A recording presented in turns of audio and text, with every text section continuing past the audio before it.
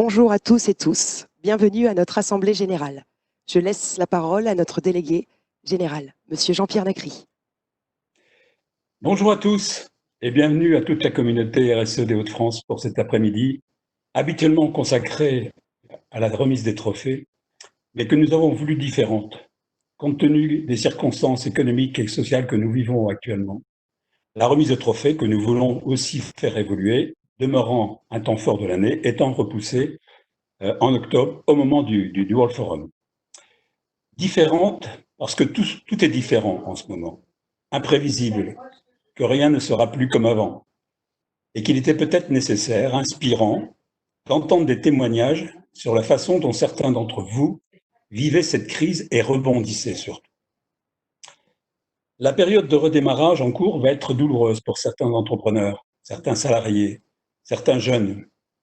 La solidarité, les modes coopératifs, les solutions RSE seront au centre des actions collectives à mener. La préoccupation pour la planète et sa préservation sera aussi au centre des contraintes de toute activité économique.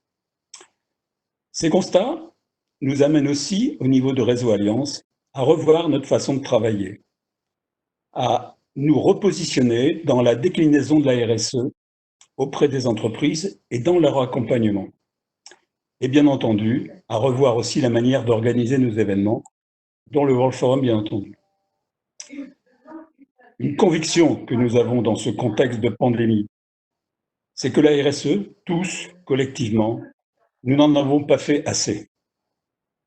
Nous souhaitons donc faire de cette première partie de l'après-midi un point de départ d'une nouvelle ambition, s'inspirant bien sûr des leçons et merveilleux exemples de coopération et de solidarité portés par beaucoup d'entre vous au cours du dernier trimestre, et symbolisant cette obligation d'accélérer et de massifier l'engagement RSE et ses applications.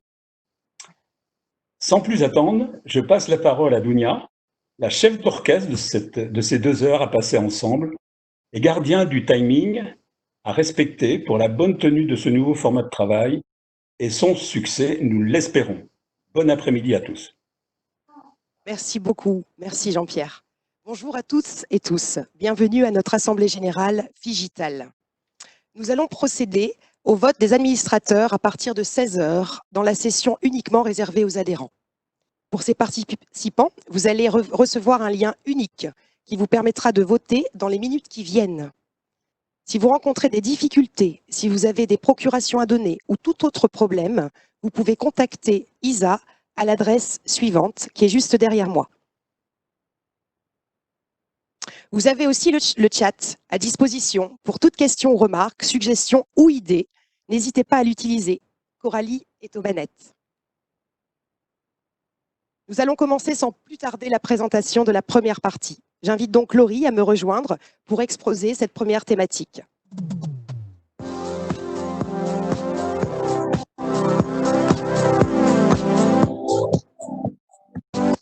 Merci beaucoup, Dounia. Bonjour à tous. Très heureuse de vous voir, même si on ne vous voit pas vraiment, mais en tout cas, on est très content de faire un événement côté Réseau Alliance. J'ai 20 minutes top chrono avec un chronomètre énorme devant moi, donc normalement, je vais respecter le timing. Et je suis là pour vous parler des nouveaux modèles économiques chez Réseau Alliance. Alors, Jean-Pierre l'a dit en introduction, on a vécu une crise sans précédent ces derniers mois, et on est tous d'accord pour dire qu'il va falloir reprendre bien. On est tous d'accord pour dire qu'il faut trouver de nouveaux modes de fonctionnement, de nouveaux modèles économiques, de nouvelles façons de faire son business. Et du coup, on est tous d'accord pour dire ça, mais on ne sait pas forcément comment s'y prendre. Mais la bonne nouvelle, c'est que chez Réseau Alliance, ça fait 10 ans qu'on travaille sur un nouveau modèle économique. On est convaincu que c'est le bon, et en tout cas que c'est la bonne solution pour les enjeux qui nous attendent aujourd'hui. Ça fait 10 ans qu'on accompagne les entreprises à l'économie de la fonctionnalité de la coopération. Et comme ça fait 10 ans, on sait ce que ça produit, on sait que ça marche, on sait faire surtout, et on a surtout envie d'accompagner toutes les entreprises qui sont en difficulté aujourd'hui parce que c'est un modèle qui est extrêmement prometteur. Alors l'économie de la fonctionnalité, très rapidement et en résumé, c'est quoi ? C'est un modèle qui permet de sortir de ces logiques classiques et qui sont à bout de souffle, ces logiques qui visent à vendre des volumes de produits et de services, et adopter un modèle économique qui est beaucoup plus résilient, beaucoup plus humain, basé sur la coopération, basé sur l'usage, et du coup beaucoup plus utile et à impact positif. C'est grosso modo ce qu'on cherche à faire avec ce modèle. Et ce qu'on fait chez Réseau Alliance depuis 10 ans, c'est qu'on forme des dirigeants d'entreprise, plutôt des TPE, PME, mais pas que. Il y a aussi des plus grosses entreprises qui s'engagent dans cette trajectoire. Donc, ce qu'on fait, c'est vraiment les former à ces concepts, à cette grille de lecture. C'est vraiment une méthode. Et c'est grâce à ces 10 ans d'expérience aussi qu'on a co-construit cette méthode avec nos partenaires. Je pense notamment au Club Noé que je salue. Et aujourd'hui, plus que jamais, on a amplifié ce dispositif pour accompagner le plus grand nombre. J'ai invité 2 intervenants aujourd'hui pour vous parler mieux que moi de ce sujet.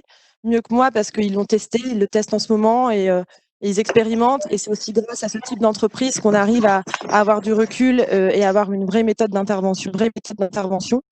Et au-delà des 2 entreprises que je vais vous présenter, c'est aussi 2 personnes convaincues avec des vraies convictions et des valeurs qu'on partage. Et c'est aussi pour ça que je souhaitais les inviter à cette Assemblée générale.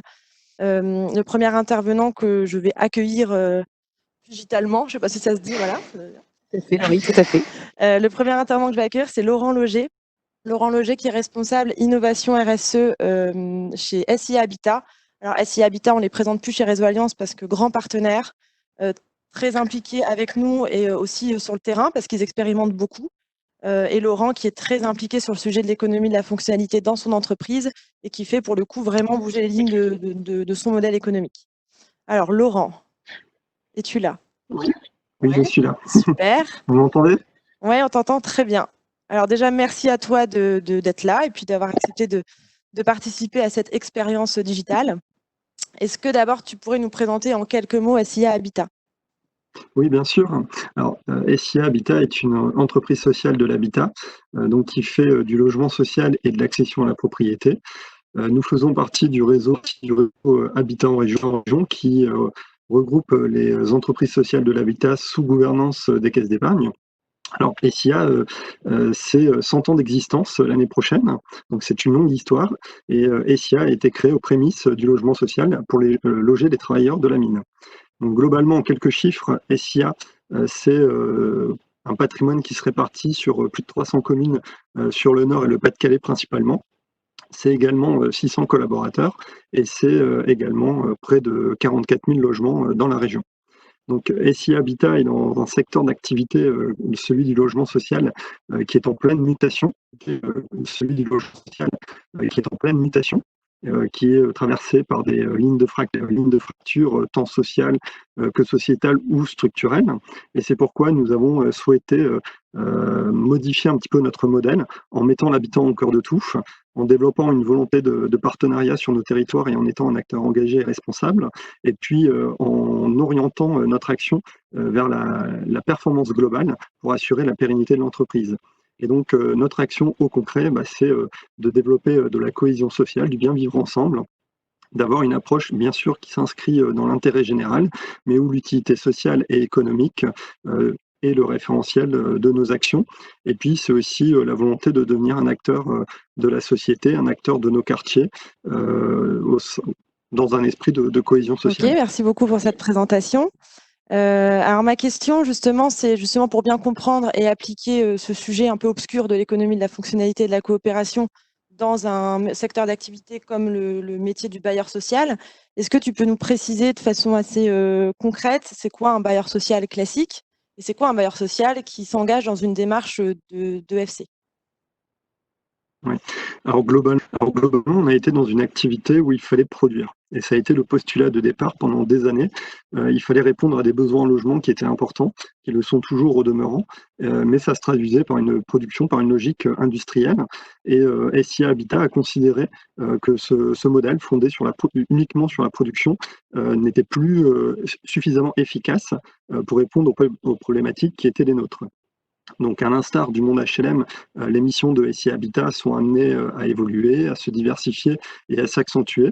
Et c'est pourquoi nous, on a fait le pari de changer de paradigme et finalement de quitter cette posture de constructeur gestionnaire pour aller vers une posture plutôt de loger, animer et accompagner. Et c'est ce qu'on peut appeler finalement le passage de l'habitat à l'habité en fait. Et nous, en tant que bailleur, on intervient aussi sur le champ de l'emploi, sur le champ de la culture. Donc on considère qu'on doit être un acteur de la cité au sens large. Finalement, notre ambition désormais, c'est d'être au service des habitants au sens très large, d'intervenir en tant qu'acteur dans les quartiers. Et donc, on œuvre sur le champ de l'emploi, c'est-à-dire qu'on accompagne certains de nos habitants au retour vers l'emploi. Donc, c'est finalement une orientation beaucoup plus axée sur l'usage et sur les problématiques au quotidien, quitte à sortir un petit peu de notre champ de départ, de notre sphère d'intervention immédiate en tant que bailleur social. Ok, merci beaucoup. C'est vrai que c'est intéressant parce qu'on voit bien le changement de logique entre un métier classique je grossis un peu le trait, mais de vendre du mètre carré, en gros, à une logique où on passe à un accompagnement des gens et des humains et faire en sorte qu'ils soient bien dans leur lieu d'habitation. Donc c'est assez intéressant et je trouve que l'exemple de SIA est assez parlant pour montrer justement ce changement de paradigme, comme tu le disais très bien. Et une dernière question, selon toi, pourquoi c'est important et nécessaire pour toutes les entreprises qui nous regardent de se questionner sur leur modèle économique?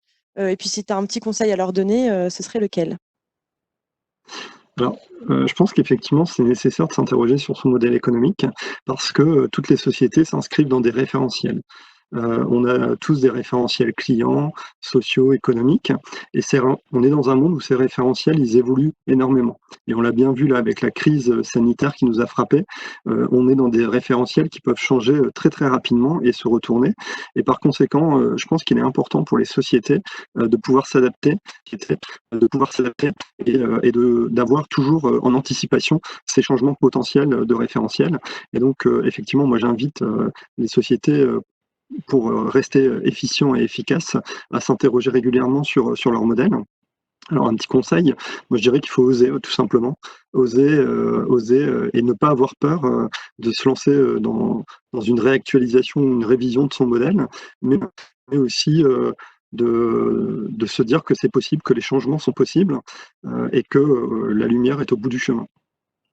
Merci beaucoup pour ce message très positif. Et encore une fois, merci et bravo SIA pour votre implication avec nous. Et puis pour tout ce que vous avez fait en termes d'économie responsable depuis le début avec Réseau Alliance. Merci beaucoup, Laurent. Je vais maintenant Merci. appeler Bastien. Alors, Bastien des Paniers de Léa. Alors, Bastien se définit souvent comme un enfant de Réseau Alliance. J'aime beaucoup. Et Bastien, c'est aussi un cas d'école pour nous sur l'économie de la fonctionnalité, parce que voilà, c'est un exemple qu'on utilise aussi souvent, parce qu'encore une fois, c'est comme SIA, on voit bien le changement de référentiel aussi, comme tu disais, Laurent. Donc Bastien, est-ce que tu peux nous parler déjà de ta trajectoire économie de la fonctionnalité? Bonjour à tous, vous m'entendez bien aussi également? C'est bon? Alors nous, on a rencontré l'EFC, l'économie de la fonctionnalité, de la coopération, il y a à peu près 5 ans, à un moment où on était en train de rechercher le pourquoi de notre mission. Ça faisait 5 ans qu'on existait déjà, et on était considérés comme des livreurs de fruits dans les entreprises, ce qui n'était pas faux, mais en même temps, on touchait à beaucoup d'autres sujets qui commençaient à nous dépasser, et notamment des sujets touchant à la santé ou à la qualité de vie au travail. Mais avec notre métier de livreur de fruits, ça collait pas, enfin on n'arrivait pas à concilier ces sujets avec notre mission. Et donc du coup, on a découvert la formation et l'accompagnement à l'EFC lors d'un séminaire ou d'un forum à Lille. Et on s'est rendu compte que l'accompagnement pouvait répondre à ce qu'on était en train de vivre, à savoir comment maximiser les impacts positifs à travers notre métier, tout en développant économiquement notre activité. Et en fait, du coup, on a été accompagné pendant 2 ans pour redéfinir notre mission, et derrière, de là a découlé l'ensemble des activités qu'on propose désormais. Alors, est-ce que tu peux nous présenter rapidement ces activités que vous développez aujourd'hui? En fait, du coup, on a mis 2 ans à mettre le doigt sur le fait qu'en fait, et c'était sous nos yeux, mais c'est quand même difficile à accoucher après pour en faire un modèle, qu'en fait, on souhaitait passer du métier de livreur de fruits à des experts de l'alimentation saine et durable au travail, ce qui signifie donc qu'il y avait une partie servicielle assez importante à développer autour de notre livraison de fruits. Et donc, cette partie servicielle nous permet de sensibiliser et d'impulser une culture de l'alimentation saine et durable autour de notre métier de livreur de fruits. Et donc, tu le disais, au lieu de multiplier notre chiffre d'affaires en multipliant les livraisons de fruits dans les entreprises, ça nous permettait de rester dans l'entreprise et de multiplier le chiffre d'affaires par point. Et puis, pas forcément avoir une approche produit, mais donc, du coup, avoir une approche servicielle. Et donc, du coup, aujourd'hui, avant le confinement, notre activité s'est déclinée en deux activités, en deux actions. La première, c'est donc livrer, hein, ça reste 50% de notre activité, livrer des fruits, des petits déjeuners ou des apéros healthy. Et notre deuxième activité, qui représente aujourd'hui 50% de notre chiffre d'affaires, c'est tout ce qui est atelier de sensibilisation, type la cuisine anti-gaspi ou les clés pour apprendre à faire son compost domestique, qui rencontre des attentes des entreprises lors de semaines du développement durable, par exemple, ou la mise en place de bars à smoothie ou de bars à jus pour des événements un peu plus corporate, ou en tout cas de cohésion sociale. Et donc, du coup, grâce à ce changement de mission, on a élargi le spectre des activités possibles. Et là depuis 2-3 mois, justement, on accélère sur le développement des activités complémentaires autour de cette mission. Ok, bah c'est intéressant parce qu'on voit que c'est aussi un métier qui, j'imagine, vous apporte beaucoup de sens en tant que dirigeant, voilà, d'accompagner vos clients dans ces démarches d'alimentation saine. Est-ce que tu peux nous faire un petit retour sur les derniers mois et nous dire si justement ce type de modèle t'a permis d'être plus résilient face à ce type de crise? En tout cas, c'est clair que nous, on est tombé à 2,5% de notre activité le 16 mars. Donc, en fait, tous les événements qui étaient planifiés ou toutes les animations ont été annulées, hein. Donc, on a vécu ce que le secteur événementiel a vécu pour 50% de notre activité. Et puis, le 16 mars, quand les entreprises ont fermé, on a vécu l'autre partie qui est impossibilité de livrer dans les entreprises. Et en fait, on a rebondi en 3 jours pour proposer un service de livraison à domicile de fruits et légumes locaux et d'épicerie locale. Et en fait, on a accompagné cette mise en place de ce service avec une approche servicielle également, qui est la mise en place de Facebook Live toutes les semaines, un rendez-vous où là, on s'adressait aux particuliers et chaque semaine, on développait une thématique liée à l'alimentation saine et durable. Et ça nous a permis en fait de rester, on n'a pas complètement changé qui on était grâce à cette façon d'aborder l'activité. Mais aujourd'hui, du coup, ça nous permet de proposer donc une troisième activité dans notre mission, qui est la livraison de paniers de fruits et légumes et de produits locaux dans les entreprises. Et même, ça va plus loin parce qu'il y a plein d'opportunités de coopération qui se sont développées avec les producteurs, et notamment la lutte contre le gaspillage alimentaire qui était la thématique phare qu'on voulait développer depuis le début de l'année. Et en fait, automatiquement, on a les réflexes pour en parler aux producteurs et mettre en place tout de suite des solutions de lutte contre le gaspillage alimentaire. Ok, merci beaucoup. Une dernière question peut-être, pareil que pour Laurent, si tu avais un conseil à donner aux dirigeants qui nous regardent, qui se posent la question, est-ce que je dois ou pas m'engager dans ce type de modèle? Qu'est-ce que tu pourrais leur dire? Moi, j'ai envie de dire comme Laurent, c'est-à-dire que des référentiels bougent, donc oui, je valide. Mais en plus de ça, le système industriel tel qu'on l'a connu depuis la fin de la Seconde Guerre mondiale est à bout de souffle. Donc ce système presse les hommes et a un impact énorme sur l'utilisation des matières pour la planète. Et donc du coup, on est obligé, si on veut avoir un impact sur la société et sur l'environnement, de changer de modèle. Alors, l'EFC est une piste très intéressante. Il ne faut pas forcément être dogmatique, mais en tout cas, c'est extrêmement intéressant pour réfléchir autrement à comment maximiser ses impacts.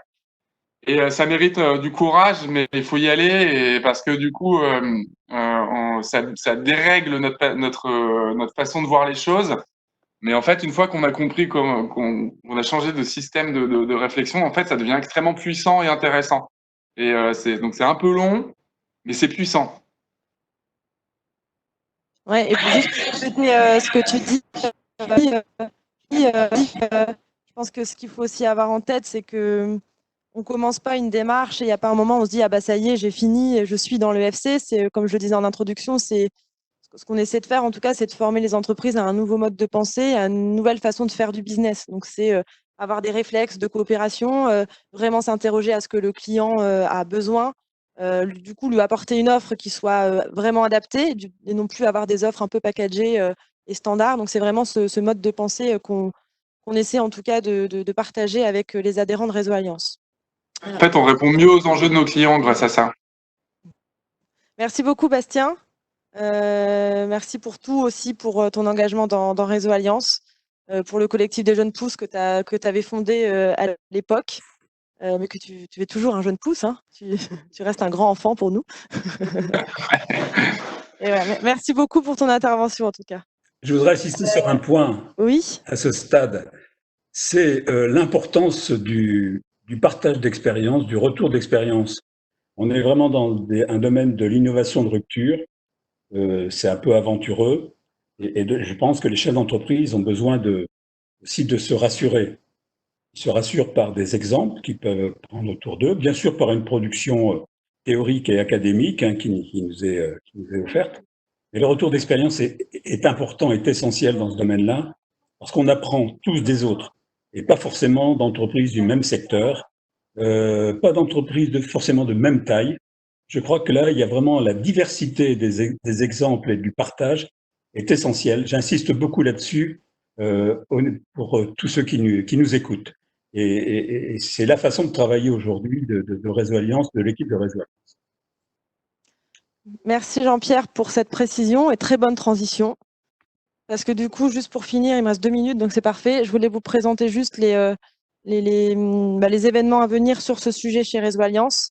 À la rentrée de septembre, enfin, on va bloquer la date avec le groupe. On lance justement un nouveau parcours d'accompagnement pour les dirigeants, les entreprises qui souhaitent s'engager dans l'économie de la fonctionnalité.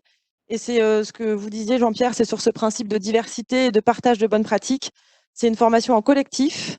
Il y a 8 places, donc j'ouvre officiellement maintenant les candidatures. Il y a 8 places, 8 dirigeants. C'est pour de tout type d'entreprise, toute taille et surtout tout secteur. Et c'est forcément tout secteur. On ne met pas 2 entreprises du même métier autour de la table. Ça dure un petit peu, ça dure 8 mois. 8 mois pour appréhender les concepts de l'économie de la fonctionnalité. Et on vous accompagne jusqu'au prototypage d'une offre qui relève de l'usage et du coup de l'EFC. On va aller jusqu'à la tester avec vous auprès d'un bénéficiaire. Donc c'est vraiment, on essaie de vous accompagner le plus loin possible. Et après ces 8 mois, ça ne s'arrête pas. Vous intégrez l'écosystème régional de l'économie de la fonctionnalité. Vous avez l'occasion de coopérer avec d'autres et de tester cette offre EFC. Donc n'hésitez pas à me contacter pour ce parcours d'accompagnement, pour prendre un rendez-vous, pour que je vous explique les modalités et puis ce qu'on y fait plus en détail, parce qu'il me reste 40 secondes. Et le deuxième dispositif, c'est grosse nouveauté à la rentrée. On a fait un jeu de plateau. Vous connaissez certainement la InnoView. On s'est inspiré de ce jeu-là pour créer un jeu sur les concepts de l'économie de la fonctionnalité et de la coopération. Donc, il s'appelle Révolution. Il n'est pas encore sorti. On va faire un lancement en World Forum. L'objectif, c'est sur une demi-journée. Vous venez jouer au jeu avec d'autres entreprises autour de la table. Et l'objectif, c'est que vous puissiez avoir un espèce de diagnostic flash de vos limites du modèle actuel. Donc, qu'est-ce qui ne va pas dans votre offre actuellement?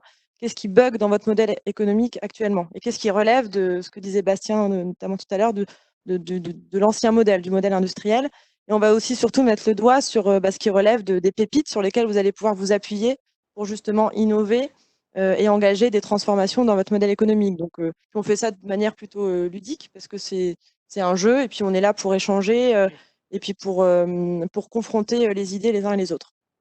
Donc, au World Forum, on fera le premier atelier au World Forum. Donc, on vous parlera du World Forum tout à l'heure, mais voilà, restez connectés et puis vous pourrez vous inscrire à cette session. Et voilà mon contact. N'hésitez pas à me contacter pour toute autre question sur le sujet de l'économie de la fonctionnalité. Voilà, merci beaucoup. Merci Dounia. Merci beaucoup Laurie.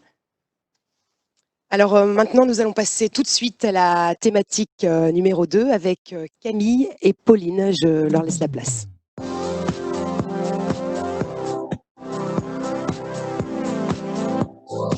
Bonjour à tous, bienvenue sur cette deuxième capsule dédiée à comment renforcer rapidement et durablement votre démarche RSE. Alors du coup, la RSE, comme Jean-Pierre Nacry l'a dit tout à l'heure et Laurie également, la RSE va être encore plus aujourd'hui qu'hier au centre des préoccupations des entreprises pour la relance économique de leurs activités, mais de se dire qu'on peut faire les choses de manière plus responsable vis-à-vis de l'homme et de l'environnement. Donc, en effet, la pérennité économique, elle passera, selon nous, forcément par une transformation profonde des entreprises, par une évolution vers des modèles d'entreprise plus résilients, plus responsables, plus coopératifs, plus inclusifs. Vous avez pu voir à travers la première capsule donc un des leviers possibles avec l'accompagnement vers les nouveaux modèles économiques et l'économie de la fonctionnalité et de la coopération. Un autre levier, c'est de travailler sur sa mission, sa raison d'être, cette notion de contribution à la société. C'est un fil conducteur stratégique pour l'entreprise qui, selon nous, permet de guider les prises de décision dans l'entreprise et aussi de guider les relations avec les parties prenantes. Donc, c'est vrai que Réseau Alliance travaille sur cette question de la mission au final depuis longtemps dans tous ses accompagnements, notamment à travers le diagnostic. C'est une notion qui a été renforcée l'année dernière avec la loi Pacte qui a été mise sous les projecteurs. Et donc, nous, on a lancé un nouveau dispositif d'accompagnement avec le programme d'engagement entreprise responsable. Et donc, aujourd'hui, on a le plaisir de pouvoir faire témoigner une entreprise adhérente de longue date, Anaïc, qui s'engage sur cette voie, ce chemin de l'entreprise à mission. Donc, Anaïc, c'est une PME d'une centaine de collaborateurs, donc qui est spécialiste du marketing émotionnel. Ils vous en diront plus dans un instant. Et je remercie du coup Frédéric Deslois, dirigeant d'Anaïc, et Christine Bourges, responsable RSE. Et merci également à Camille pour l'animation de cette deuxième capsule.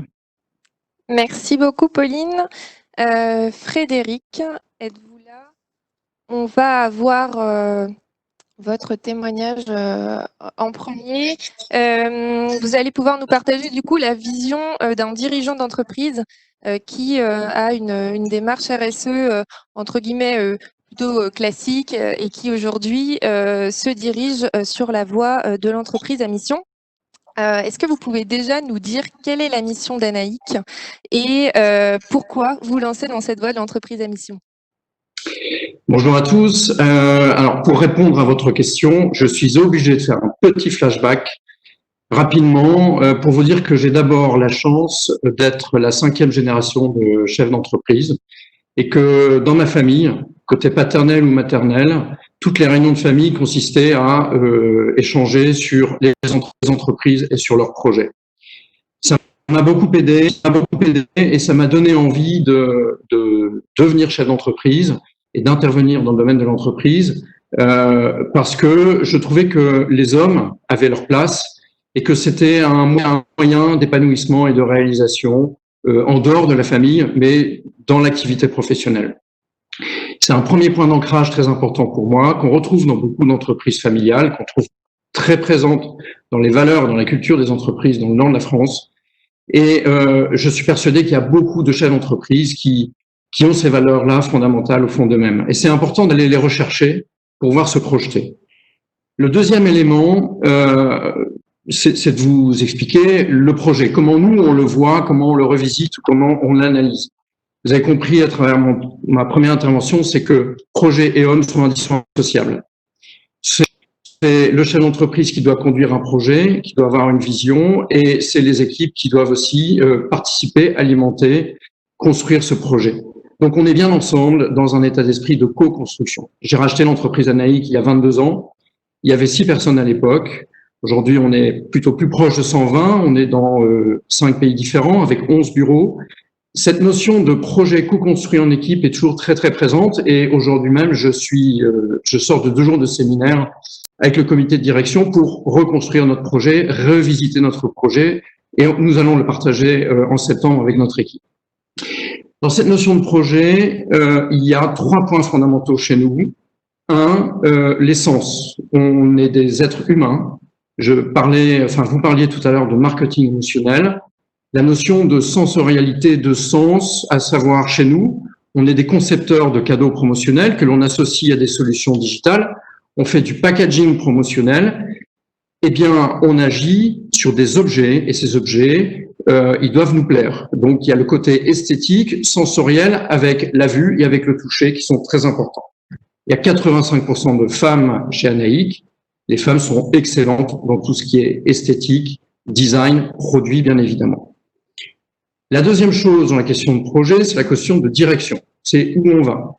Le dirigeant, il est là pour éclairer, c'est notre point de vue, et c'est ce que l'on vient de faire, c'est ce que l'on va faire ici en séminaire. Le troisième élément, donc, c'est quel but à atteindre. Le troisième élément, et c'est là où c'est assez récent, c'est-à-dire depuis 2007 chez nous, où de plus en plus, en équipe, on se questionne sur qu'est-ce qui fait sens, qu'est-ce qui nous motive. Alors, on se rend bien compte que la RSE est quelque chose d'incontournable, et tout à l'heure, Christine nous expliquera comment elle a mis en place la RSE chez Anaïc. Mais Christine et bien d'autres collaborateurs se sont dit, voilà, on veut faire des choses dans le domaine de la RSE parce que ça fait sens pour nous.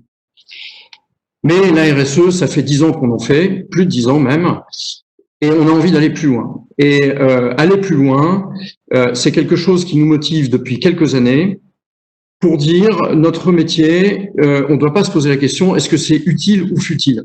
Il faut que ce métier, il ait du sens et qu'il nous transcende. Et on veut, nous, se mobiliser sur un certain nombre de causes. Les causes sur lesquelles nous voulons nous sensibiliser, c'est la cause des océans, la cause de la biodiversité, la cause des gaz à effet de serre, la cause de l'égalité homme-femme et la cause de l'inclusion par le travail. Et quand on a défini ces différentes directions qui font sens pour nous, eh ben, il y a une évidence qui est que on veut aller plus loin que la RSE, et on s'engage dans une démarche d'entreprise Bicorp.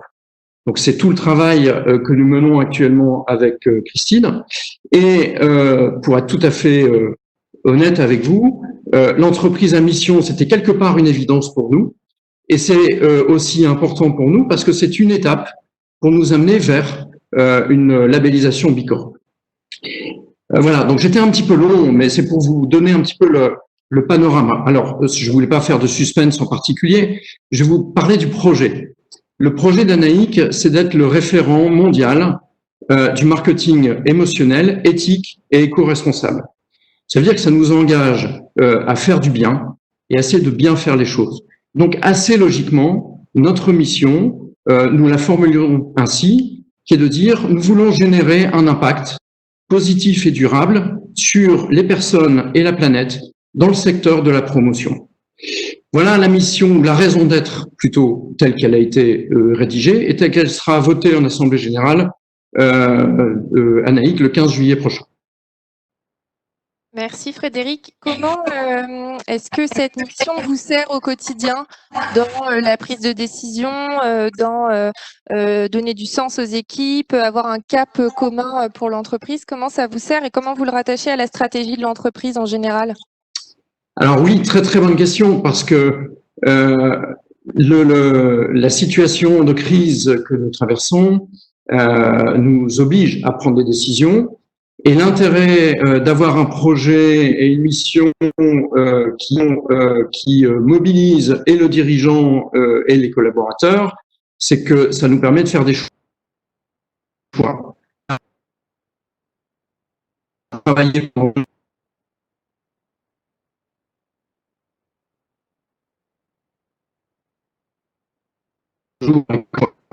on a travaillé pendant bien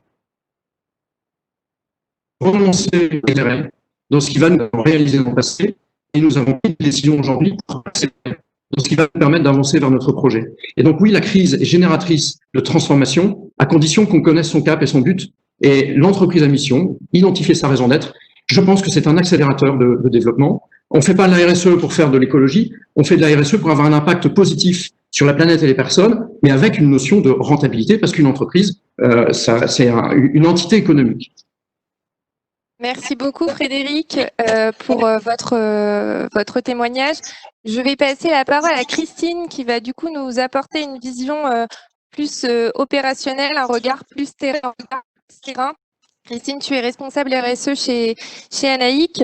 Est-ce que tu peux nous dire comment concrètement ça se traduit au quotidien pour les équipes, la notion de mission, quel lien on peut faire avec les métiers chaque jour pour fédérer les collaborateurs et les embarquer dans cette aventure de raison d'être et de mission?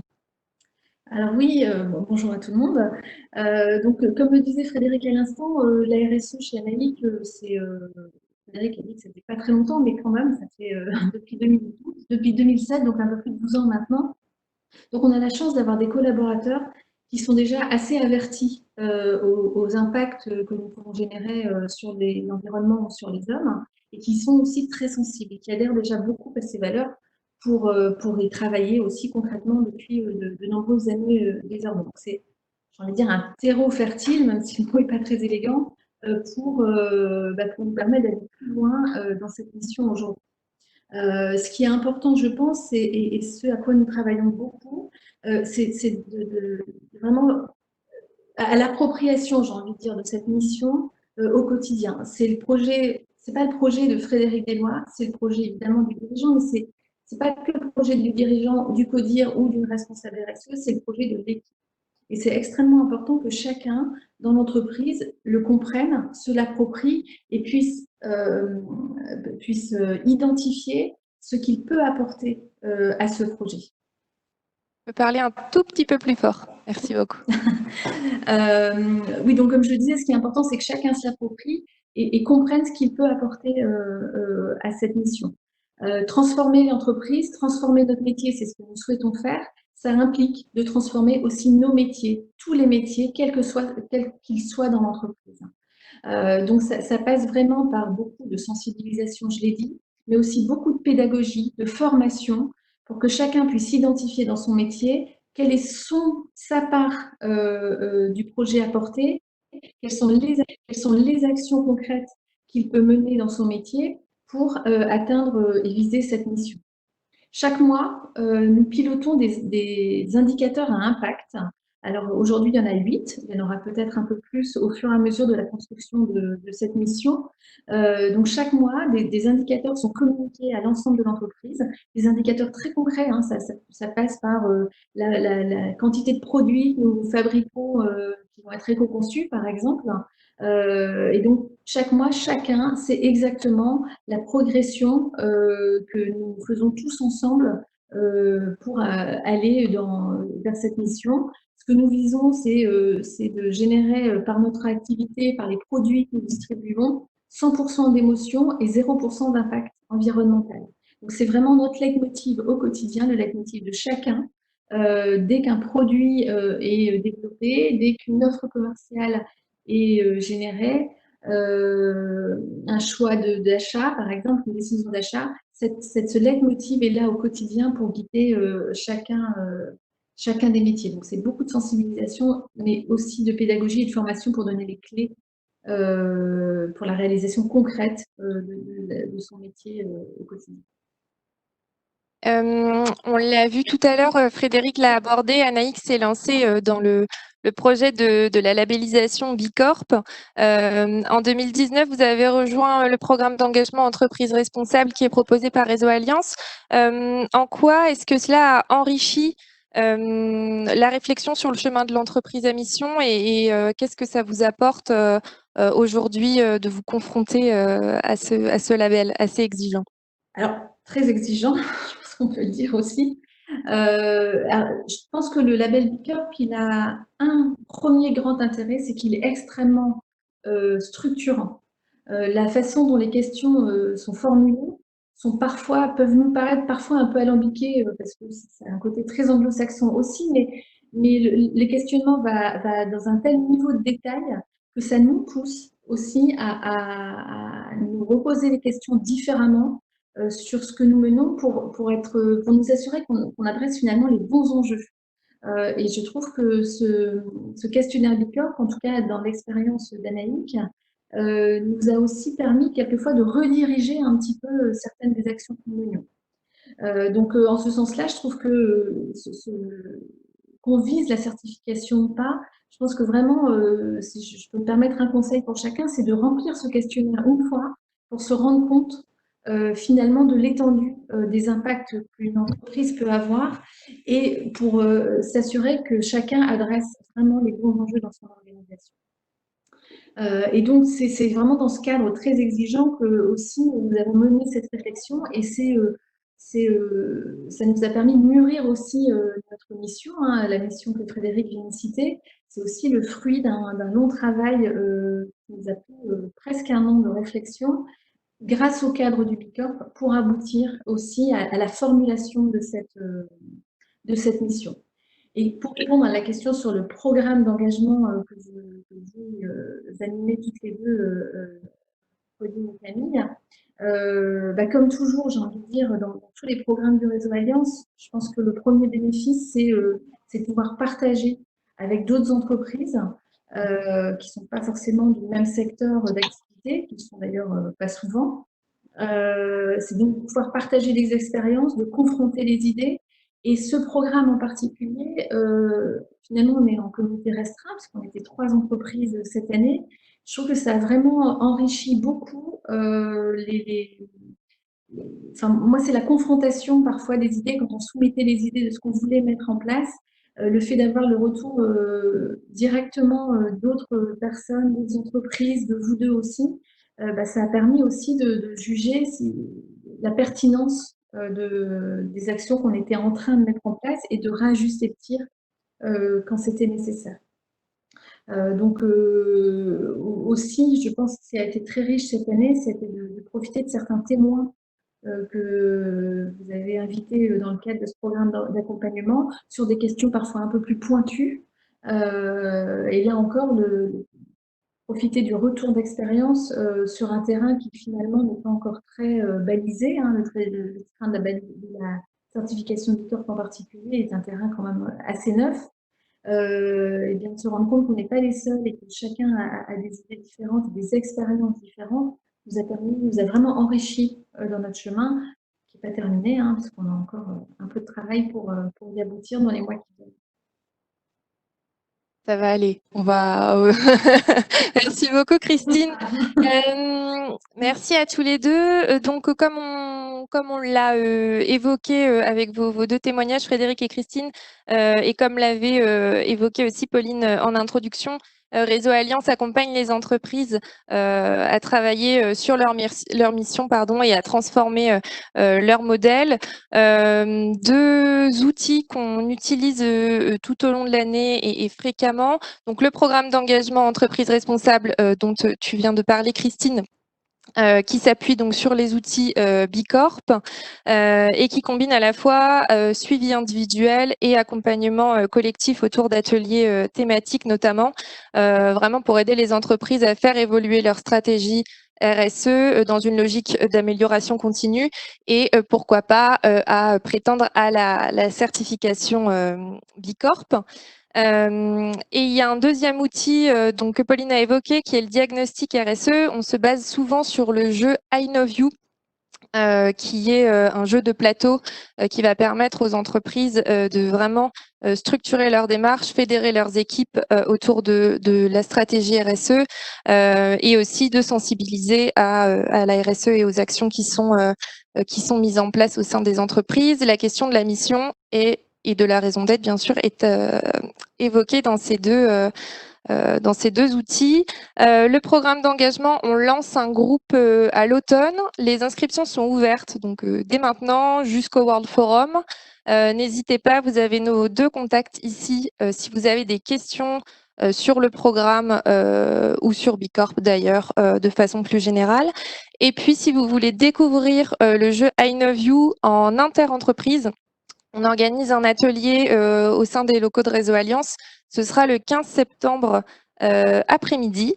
Donc là aussi, les inscriptions sont ouvertes sur notre site internet. Et si vous avez la moindre question, n'hésitez pas à nous contacter. Et puis, bien sûr, les thématiques de l'entreprise à mission et de Bicorp seront abordées au World Forum. Il y aura des ateliers dédiés. Donc, on vous donne rendez-vous au mois d'octobre. Merci beaucoup. Merci beaucoup. Juste en complément par rapport à ce que Camille disait, et pour rebondir sur ce que Christine a dit tout à l'heure, si vous avez envie dès maintenant d'utiliser le questionnaire et enfin voilà, juste de vous challenger, vous pouvez aller sur notre site internet, il y a une page accompagnement Bicorp et vous avez un lien pour vous connecter à une plateforme à laquelle on est rattaché en tant qu'animateur régional Bicorp. C'est un outil qui est gratuit, donc en ligne, ouvert à tous. Et nous, en étant animateur, on a accès en fait à vos données si vous les partagez. Le plus de l'accompagnement dont Christine a parlé et qu'on anime avec Camille, c'est après l'accompagnement donc individualisé, collectif, mais surtout personnalisé qu'on fait. Donc là, avec le programme dont Camille parlait à l'instant, qui sera lancé en octobre. Merci à tous, excellente journée. Merci. Merci beaucoup, Pauline. Et merci, Camille. Alors, sans plus tarder, nous allons passer à la slide numéro 3, à la thématique numéro 3 avec Sophie Le Tartre qui nous rejoint à l'instant. Bienvenue, Sophie. Alors, le temps de prendre le petit micro parce que vous savez, il y a les gestes barrières, donc on désinfecte tout. Il y a une marche en avant respectée. Voilà, bienvenue, Sophie. Bonjour, merci. Alors, bonjour à tous. Donc, Sophie Le Tartre, je m'occupe chez Réseau Alliance de tous les sujets autour de l'innovation sociale, des jeunes entrepreneurs et de la philanthropie. Et je voulais vous parler aujourd'hui dans cette capsule numéro 3 de la thématique de redonner du sens, redonner de l'impact et puis également travailler sur les coopérations. Alors effectivement, Réseau Alliance a lancé en 2014 une marque qui s'appelle Sobizub, qui est en fait la marque innovation sociale de l'association, qu'on a co-créée avec d'autres acteurs du territoire, l'Université catholique de Lille, McCain, la Chartreuse de Neuville, Leroy Merlin et donc Réseau Alliance. Et on est parti du constat à l'époque qu'il manquait d'une place pour que les entreprises puissent s'impliquer dans des projets d'innovation sociale. On parlait beaucoup des associations, des collectivités, des entrepreneurs sociaux, mais finalement assez peu du monde économique classique. Et donc, nous, on a voulu créer ce projet pour justement permettre à chacun des acteurs économiques de s'engager à la résolution des grands défis d'aujourd'hui. Alors, je vais vous redonner dans les grandes lignes la définition de l'innovation sociale.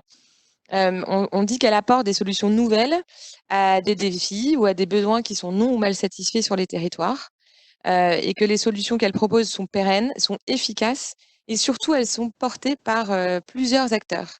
Donc on dit souvent qu'on va aller chercher à résoudre un défi auquel un acteur seul ne peut répondre.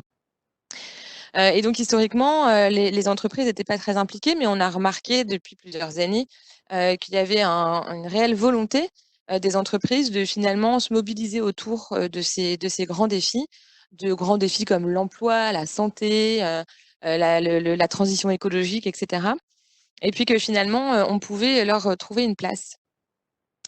Alors c'est vrai que ce soit pour accomplir sa mission, hein, tout à l'heure on parlait de mission d'entreprise, donc pour accomplir vraiment la mission qui est celle de l'entreprise, mais aussi pour s'ancrer plus fortement dans son territoire, pour redonner du sens à son activité, pour revenir, pour remettre l'impact aussi au cœur de l'entreprise. L'innovation sociale est un vrai levier de mobilisation. Ça permet de faire rentrer l'innovation dans les services et dans les produits, d'impliquer les collaborateurs. Et donc finalement, on se rend compte que les gains sont vraiment importants. Et aujourd'hui, avec les temps perturbés que nous sommes encore en train de traverser, ce sont des sujets qui sont revenus beaucoup au cœur des débats. Et finalement, on se rend compte que l'interaction entre les acteurs, elle est réelle, hein. Il y a une espèce d'interdépendance assez positive qui existe très clairement. Et donc plutôt que de la subir, prendre les devants, c'est en faire, c'est transformer ça en quelque chose de très positif. Et puis on se rend bien compte que cette crise, d'abord sanitaire qui nous a touchés, c'était pas, l'affaire que d'une personne, l'affaire que de l'État, mais que finalement les entreprises pouvaient travailler main dans la main avec les associations, avec les citoyens, avec les hôpitaux pour, ensemble mener des choses nouvelles ou alors changer d'échelle des dispositifs ou des projets qui existaient déjà. Donc c'est vraiment bien ça, dont on parle quand on parle d'innovation sociale. Et aujourd'hui dans la relance dans laquelle on a tous envie de s'investir et de s'impliquer, on pense en tout cas chez Réseau Alliance qu'il y a un vrai sujet et un travail à mener autour de ça. Alors, pour vous donner quelques illustrations, on voit des entreprises comme McCain qui sont très impliquées sur ces sujets-là et qui mènent au Maroc, en Belgique, des projets avec des acteurs, de l'insertion par l'emploi, etc., des projets autour de l'alimentation. On voit aussi des entreprises comme Kiabi, qui a un très beau projet d'épicerie solidaire à M, et des entreprises comme Noroto, qui a monté un projet très intéressant qui s'appelle Manahara, qui au départ était un projet à part entière et qui a même eu une structure juridique associative d'ailleurs au tout début, qui partait du constat qu'il y avait beaucoup de gens qui roulaient dans des voitures non sécurisées et très polluantes et que finalement beaucoup de ces gens-là étaient des personnes en situation de précarité. Et donc ils se sont posé la question, nous en tant qu'entreprise dans la mobilité, quel va être notre rôle, quel pourrait être notre rôle là-dedans. Et donc, ils ont décidé de monter ce projet qui vient aider ces personnes-là à rouler mieux dans des véhicules plus sécurisés, et à les accompagner finalement à la mobilité de manière un petit peu plus générale. Et puis, ce qui est intéressant de voir, c'est qu'au début, cette association, l'entreprise s'est un peu posé la question, qu'est-ce qu'on va en faire? Est-ce qu'on la rattache? Est-ce qu'elle est ad hoc? Et ils ont finalement décidé d'en faire un nouveau service qui aujourd'hui existe dans plusieurs enseignes de l'entreprise. Et donc, on voit que c'est intéressant puisque finalement, on développe, on innove dans l'entreprise et on va aller proposer un service plus inclusif et s'intéresser à des problématiques qui concernent tout le monde, mais sur lesquelles on n'était pas forcément positionné au départ. Et donc, on a accompagné Sophie Menet qui a créé ce projet-là dans le club des intrapreneurs sociaux, puisqu'on a aussi cette casquette-là, on accompagne les collaborateurs qui veulent monter des projets porteurs de sens dans leurs entreprises. Donc, voilà pour vous donner un peu une petite illustration. Et donc, voilà, je vous invite à réfléchir avec vos comités de direction, vos parties prenantes internes, externes, les collaborateurs, etc. Et à vous poser la question sur quel type de projet, quels sont les grands défis d'aujourd'hui sur lesquels votre entreprise peut venir apporter sa connaissance, ses compétences, que ce soit des compétences techniques produits, que ce soit les connaissances plus au terme des compétences des collaborateurs, mais vraiment de vous poser la question de quel est mon rôle, quelle est ma place dans la société, dans mon territoire, et de ne pas hésiter à vous lancer dans des projets à impact positif, pérenne, puisque l'idée, c'est évidemment de vous accompagner aussi dans les modèles économiques et de ne pas faire des entreprises, des mécènes d'associations qui viendraient porter les projets, mais bien d'être dans la coopération. C'est vraiment la clé, un des facteurs clés de succès dans l'innovation sociale. Voilà ce que je voulais vous dire sur ce sujet-là. Et donc, vous l'aurez compris, la coopération, c'est la clé. Et sur la coopération, Réseau Alliance fait aussi d'autres choses et on travaille notamment beaucoup auprès des jeunes entrepreneurs. Alors, c'est vrai que la mission de Réseau Alliance, c'est d'impulser une économie plus responsable en Hauts-de-France et ça passe aussi par l'accompagnement des jeunes entrepreneurs. On a développé de plus en plus de dispositifs pour cette cible-là depuis quelques années. Et c'est vrai que finalement, une entreprise, plus elle se crée sur les bases de l'économie responsable, plus elle travaille sur sa mission et elle l'ancre vraiment comme socle, comme guide de toutes les décisions qu'elle va prendre, aussi bien dans la phase de création que dans sa phase de développement. Plus ces entreprises-là s'inscrivent de manière naturelle dans l'économie responsable et donc les choses sont beaucoup plus faciles. Donc on a créé notamment un parcours d'accompagnement au nouveau modèle économique où on mêle économie de la fonctionnalité, de la coopération et puis innovation sociale pour aller justement accompagner ces jeunes entrepreneurs de tous âges confondus, des hommes, des femmes, qui mènent des projets qui peuvent être complètement différents sur des thématiques complètement différentes, en partant du principe que si on les accompagne à se dire que l'objectif d'une entreprise, c'est d'avoir un impact positif sur son territoire et qu'on ancre ça en eux, voilà, ils se développeront de manière responsable. Et donc, on a un parcours qui regroupe à peu près 10 entrepreneurs par promotion. Et puis, fort de ça, une fois qu'on a bien ancré ça et qu'on leur a donné toutes les clés pour guider l'entreprise, on les accompagne aussi au travers d'un collectif de jeunes pousses dont Bastien et Laurie parlaient tout à l'heure, qui lui a pour objectif de favoriser la coopération entre les jeunes entrepreneurs. En effet, on pense que pour démultiplier son impact et pour remplir sa mission, qui est souvent une mission plus large que les métiers qu'on développe dans l'entreprise, la coopération est un levier assez intéressant. Non seulement parce qu'elle pourra permettre aux entrepreneurs qui coopèrent ensemble d'aller plus loin, mais aussi parce qu'elle va répondre de manière plus globale aux enjeux des clients. Et donc finalement, plutôt que sur une thématique bien-être, de venir répondre à un petit bout par l'alimentation, on pourrait répondre plus globalement par l'alimentation, le sport, etc., etc. Et donc, l'objectif de ce collectif, c'est d'accompagner et d'aider ces entrepreneurs à monter des offres communes pour pouvoir répondre plus globalement aux enjeux de leurs clients.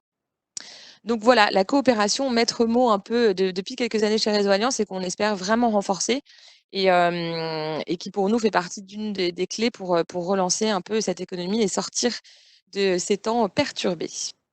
Du coup, je vais introduire notre témoin du jour, donc Valentin, qui est cofondateur de l'entreprise MOA. Bonjour Valentin. Bonjour Sophie, bonjour tout le monde. Merci beaucoup d'être là. Du coup, aujourd'hui, j'ai proposé à Valentin de venir témoigner puisque c'est un jeune entrepreneur et donc cofondateur de MOA qui est très investi chez Réseau Alliance depuis 2 ans et qui est investi dans plusieurs de nos dispositifs.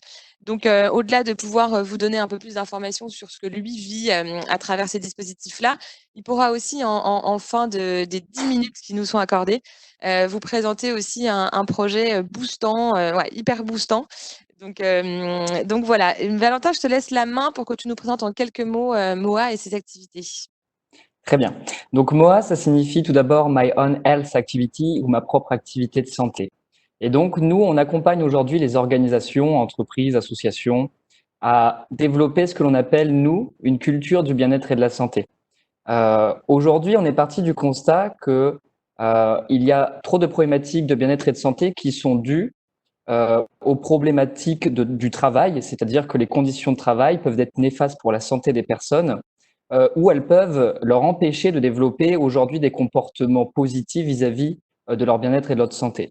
Donc, on s'est dit qu'il fallait pouvoir accompagner aujourd'hui nos dirigeants, nos responsables à prendre soin de l'intégrité des hommes qui composent une organisation.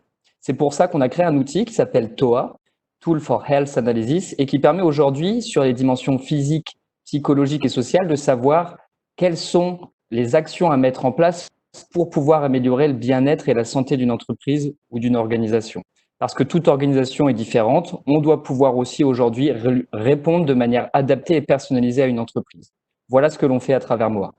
Merci beaucoup, c'est super. Du coup, je le disais, ça fait à peu près 2 ans que tu es engagé chez Réseau Alliance. Qu'est-ce que ça apporte à une toute jeune entreprise de s'investir dans un écosystème comme celui de l'association? Alors nous, ça nous apporte énormément de choses. Je reprends déjà un peu l'histoire de MOA. On est arrivé il y a 2 ans, peut-être un peu plus quand on était vraiment sur le projet vers le Réseau Alliance, mais on était encore trop petit et on nous a fait comprendre, très gentiment bien évidemment, que pour intervenir dans la cour des grands, il fallait déjà avoir les bases pour pouvoir faire sa petite place ici à travers le Réseau Alliance. Donc on a travaillé. Je me souviens des échanges, on a été accompagnés pour pouvoir finalement devenir adhérent et puis faire de ce que MOA est aujourd'hui. Et on est arrivé au Réseau Alliance avec l'envie aujourd'hui de nous engager dans cette mission qui est d'améliorer le bien-être et la santé humaine, et où on a retrouvé beaucoup d'autres acteurs avec qui on parle le même lexique. Je dirais, on parle avec nos sens de ce qui a du sens, et c'est vraiment ce que l'on partage avec le Réseau Alliance et les jeunes pousses, c'est-à-dire que on peut facilement partager le même langage et donc s'accorder sur les mêmes engagements, sur les mêmes causes, et puis avancer tous dans le même train. Oui, super. En effet, la dimension collective est vraiment très, très importante dans nos dispositifs, hein, que ce soit dans le parcours que tu as suivi ou le collectif des jeunes pousses. Et comment est-ce que, selon toi, ça facilite la coopération, justement? Aujourd'hui, la coopération, elle est facilitée parce que on est tous ensemble dans le même bateau, on est tous des entrepreneurs engagés et responsables. Donc les collaborations, quand aujourd'hui il nous manque finalement quelque chose au sein de nos offres, au sein de nos services, pour pouvoir aider une entreprise, aider une organisation, on peut aller chercher tout de suite avec une personne de confiance, une personne de notre réseau et une personne avec qui on a envie de travailler. Donc ces collaborations, elles sont facilitées par le Réseau Alliance. Et pour nous, aujourd'hui, c'est vraiment une plus-value sur notre secteur d'activité, parce que le bien-être, c'est tellement large. On peut tellement faire de choses dans le bien-être que être avec d'autres jeunes pousses et répondre de façon complète à des problèmes de fond. Donc voilà, c'est vraiment quelque chose qui aujourd'hui nous permet, nous, de nous développer, mais également de nous développer tous ensemble. C'est-à-dire qu'on ne pense pas qu'à nous. Ça, c'est la première des choses. On n'a pas un objectif qui est aujourd'hui essentiellement basé sur l'argent. Bien sûr, il en faut, on en a parlé tout à l'heure, pour nous faire vivre, mais on pose surtout à comment on va réussir à responsabiliser nos chefs d'entreprise, nos dirigeants, pour réaliser nos missions tous ensemble. Super. Et alors, cette question n'était pas prévue, mais comme tu as déjà répondu à la dernière, je vais pas. Mais est-ce que pour toi, tu penses que le fait d'avoir. Alors, c'est vrai que le parcours jeune entrepreneur dans lequel tu es a commencé en janvier, et avec le confinement, on a été très perturbés dans l'organisation. Et donc, finalement, on a organisé énormément de visio pendant le confinement, et encore quelques-unes depuis qu'on est déconfiné. Et donc, finalement, est-ce que tu penses que d'avoir travaillé sur ces sujets-là, des nouveaux modèles économiques durables et responsables de la coopération, est-ce que ça va aider MOA et peut-être d'autres entreprises que tu connais à traverser cette crise? Complètement. Aujourd'hui, ça nous aide beaucoup. Par exemple, on va reprendre un point technique que l'on a pu travailler, les externalités sont des choses sur lesquelles nous, on n'avait pas forcément pris le temps d'y travailler. Donc, on n'avait pas vu les liens que l'on pouvait faire avec les différents acteurs territoriaux. Par exemple, aujourd'hui, les mutuelles sont des prescripteurs pour nous et peuvent nous aider à co-construire des offres beaucoup plus efficientes. C'est un exemple aujourd'hui dans nos impacts également. Quels sont les impacts positifs que l'on peut avoir aujourd'hui sur nos populations? C'est quelque chose qui nous a permis une nouvelle fois d'adapter nos offres et d'adapter au final notre modèle économique pour qu'il soit encore plus efficace et qu'il prenne en compte toutes ces questions responsables, ces questions d'environnement aussi, ces questions humaines. Je dirais tout d'abord, c'est d'abord savoir se l'appliquer à soi-même pour ensuite pouvoir l'appliquer aux autres. Et donc, c'est vraiment quelque chose qui nous donne beaucoup plus de force au sein de notre entreprise. La résilience, en effet. Merci beaucoup pour ce chouette témoignage. Alors, justement, pendant le confinement, tu as lancé une dynamique auprès des jeunes entrepreneurs qu'on a relayée auprès des adhérents, enfin des jeunes entrepreneurs adhérents de Réseau Alliance. Et tu souhaitais que chacun puisse participer à écrire une espèce de tribune ou quelque chose sur le monde d'après, un peu vu par l'œil des jeunes entrepreneurs. Donc, je rappelle, un jeune, pas au sens de l'âge, mais au sens de l'âge de l'entreprise. Et du coup, je te laisse les dernières minutes qui nous restent pour nous partager un peu ce travail collaboratif. Oui, alors je vais remettre du coup les choses dans le contexte. C'est vrai qu'avec cette période qui était difficile pour tout le monde, on s'est dit qu'aujourd'hui, on pouvait réimaginer le monde de demain. Et nous tous, jeunes pousses et futurs entrepreneurs responsables, on s'est dit qu'il fallait qu'on s'accorde sur une vision commune. Donc, c'était le travail qu'on a réalisé. Donc, il a fallu réussir à avoir les visions déjà de plusieurs entrepreneurs. C'était pas chose facile. La tribune, elle n'est pas totalement terminée, mais elle va sortir d'ici quelques jours. Mais je vais vous lire du moins l'introduction. Nous sommes des preneurs d'initiative, convaincus qu'une économie plus responsable est possible et que celle-ci passera par notre capacité à innover individuellement et collectivement. Nous sommes des hommes et des femmes bienveillants, accessibles. Dans la convivialité, nous parlons avec passion de nos missions. Nous sommes des membres engagés, respectueux de l'intégrité humaine et de la bonne santé de nos écosystèmes. Nous sommes ceux que l'on sème, capables, audacieux et légitimes de faire évoluer nos sociétés par le simple fait de collaborer. Nous sommes les jeunes pousses du Réseau Alliance et nous avons aujourd'hui un message à vous faire passer. Voilà, donc c'est une petite introduction pour la tribune. Le message à faire passer, vous le retrouverez dans la tribune, mais ce sera clairement une collaboration que l'on pourra réaliser avec les entreprises. Ce que l'on cherche, c'est créer un collectif qui pourra répondre à l'ensemble des besoins des entreprises. Et pour ça, il ne faudra pas hésiter à nous contacter. Ouais, bravo, Merci beaucoup. C'était chouette. Merci. Merci beaucoup, Valentin. Merci. Alors, je vais en profiter, on a quelques minutes devant nous pour vous rappeler les votes, pour les votes, surtout en deuxième partie, comme je l'ai fait en introduction. Il y a des gens qui nous ont rejoints entre deux, donc je vais me repermettre de vous expliquer. Surtout, si vous êtes administrateur à jour de cotisation, vous avez dû recevoir un mail Ballotilo pour enregistrer votre vote. N'hésitez pas à le faire pour la deuxième partie de l'AG. Voilà. Alors maintenant, je remercie aussi grandement Sophie pour cette thématique de qualité et effectivement ce mot résilience qui prend tout son sens. On a bien compris. Et donc, j'ai le plaisir d'inviter Lucille qui va nous expliquer la 4e thématique dès que son micro sera nettoyé. Comme je vous l'expliquais, il y a les gestes barrières. Du coup, on respecte. Bienvenue Lucille. Coucou. À toi. Merci. Bonjour à tous. Alors, on commence à approcher de la fin des capsules. Donc, merci de continuer à être attentifs. Merci à tous ceux qui interviennent. Donc, moi, je viens vous parler de la mobilité durable. Donc, c'est un sujet aussi qu'on traite chez Réseau Alliance depuis plus de 10 ans. Ça a commencé en 2009 avec des entreprises qui voulaient s'impliquer pour une mobilité plus durable, donc des alternatives à la voiture individuelle de la part de leurs collaborateurs. Et depuis 2013, on a créé la communauté Déclic Mobilité. Donc, on a une communauté d'entreprises de plus de 200 participants qui promeuvent le covoiturage, le vélo, le télétravail, et notamment le télétravail qui a été un des sujets phares du début du confinement, qui l'est encore pour beaucoup d'entreprises.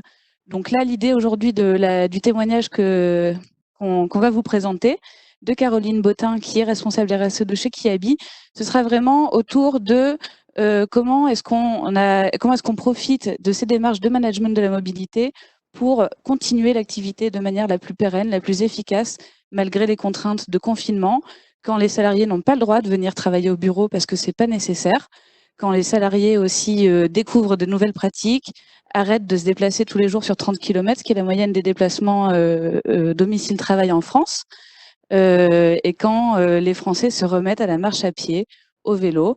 Donc, je pense que vous êtes à peu près tous au courant. On a une grosse actualité juridique avec le forfait mobilité durable qui est entré en vigueur, qui est enfin qu'on peut mettre en application, depuis mi-mai. Donc, un forfait mobilité durable où on va encourager financièrement les collaborateurs à pratiquer le vélo, le covoiturage, à utiliser de manière temporaire les transports en commun. Donc, voilà, grosse actualité. On va appeler tout de suite Caroline Bottin qui va nous présenter justement les mesures qui avaient été mises en place chez Kiabi en amont et comment est-ce que justement cette crise sanitaire a été gérée en interne et qu'est-ce qu'on imagine pour la suite. Donc Caroline, je vais te laisser déjà dans un premier temps présenter ton entreprise et les mesures qui avaient été mises en place depuis plusieurs années et dans quels objectifs ça avait été mis en place. Ah, et alors Caroline est là, on la voit. Il faut juste qu'elle peut-être faire un test micro. Allez-y Caroline. Alors, on a fait des tests juste avant et on avait eu on l'entend pas comme tout à l'heure. Alors, c'est des choses qui arrivent, bien sûr, vous le savez. C'est du Figital cette année. On innove aussi pour nous. Et on a fait le test tout à l'heure avec le casque de Coralie, de Madame Bottin, et ça fonctionnait pas au début, puis après ça a fonctionné. Donc, à mon avis, c'est un système, essayez de rebrancher le son, Caroline, ou vous enlevez peut-être votre casque. On va réessayer comme on a fait tout à l'heure. C'est pas grave, c'est les aléas du direct, du technique, il n'y a pas de problème. On a prévu ça dans notre timing. Lucille, tu peux peut-être continuer à nous parler un petit peu du coup du challenge de la mobilité. Oui, ouais. En attendant que Caroline fasse les tests avec la régie, allez, continuez à essayer Caroline. Vas-y Lucille. Alors du coup, sinon oui, on peut déjà passer aux actus en attendant qu'on réussisse à régler le problème de micro. Oui, on va passer à la slide suivante. Oui. Donc là, on entre pour la plupart d'entre nous en période de congé. Donc on aura des actualités à partir de septembre. Alors il faudrait juste que quelqu'un mette la slide suivante, s'il te plaît Thierry. Merci. Donc on reprendra la rentrée. On a un mois de septembre qui sera sous le signe du développement durable. On a la semaine européenne de la mobilité qui se déroule chaque année du 16 au 22 septembre. Donc nous, on va en profiter pour avoir 3 grosses actualités. Donc la première, un atelier d'échange de bonnes pratiques qui aura lieu le 10 septembre. Ensuite, le challenge de la mobilité qui aura lieu du 21 au 26 septembre, donc qui est un événement gratuit, ouvert à tous les employeurs de la région et qui a rassemblé près de 300 sites d'entreprises l'année passée. Donc ça du 21 au 26 septembre. Et la formation Déclic Mobilité, où on va apprendre toute la méthodologie et les outils pour mettre en place un plan de déplacement entreprise, un plan de mobilité employeur. Donc ça démarrera le 29 septembre. Je vous donne pas plus d'informations parce que tout est en ligne sur le site de Déclic Mobilité et le site de Réseau Alliance. Et maintenant, on va espérer que le micro de Coraline refonctionne. Toujours pas. Alors, effectivement, c'est un petit problème technique. Du coup, est-ce que c'est possible que vous appiez le numéro, Caroline, le numéro qu'on vous a donné dans le mail envoyé, afin que vous puissiez nous appeler et qu'on puisse uniquement peut-être vous entendre à défaut de vous voir? Avez-vous le téléphone? Avec un téléphone portable, on vient de vous envoyer le mail avec le numéro, pour au moins pouvoir entendre votre témoignage qui est primordial pour nous, à défaut de vous voir, évidemment. Bon, alors je fais un petit teasing. Kiabi avait déjà mis en place le télétravail pour pratiquement tous les collaborateurs du siège. Donc ce sera un des items du témoignage de Caroline. Donc on a eu vraiment une productivité qui a pu continuer et qui a été effective en tout cas malgré le confinement et l'impossibilité de se déplacer au siège à M et à Lys. Alors, est-ce qu'on a Caroline qui peut nous donner tous les détails? Vous avez pu appeler Caroline? Ah, elle est en train. À l'instant, on va la voir. Suspense. Alors, j'en profite aussi pour vous dire qu'on est à la 4e capsule et nous avons 80 personnes connectées encore. Alors, merci à vous d'être restés. Caroline, c'est à vous.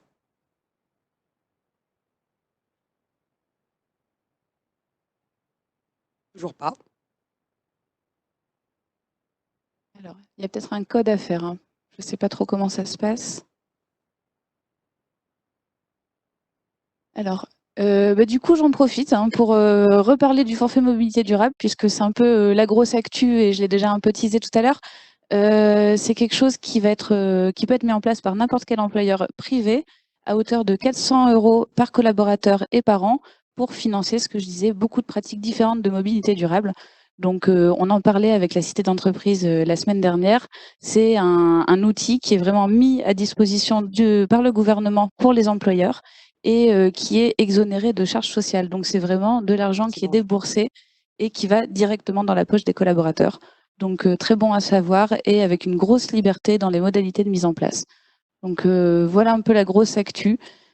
Et on a déjà des entreprises du réseau qui sont en train de le déployer. Merci beaucoup, Lucille. Alors, Caroline, on va faire un petit test audio. Allez-y, on vous écoute. Oui, je suis en ligne avec vous. Est-ce que vous m'entendez? Oui, bonjour. Parfait. Merci, on vous écoute. Allez-y. Alors, du coup, la question que... vas-y, tu avais la question.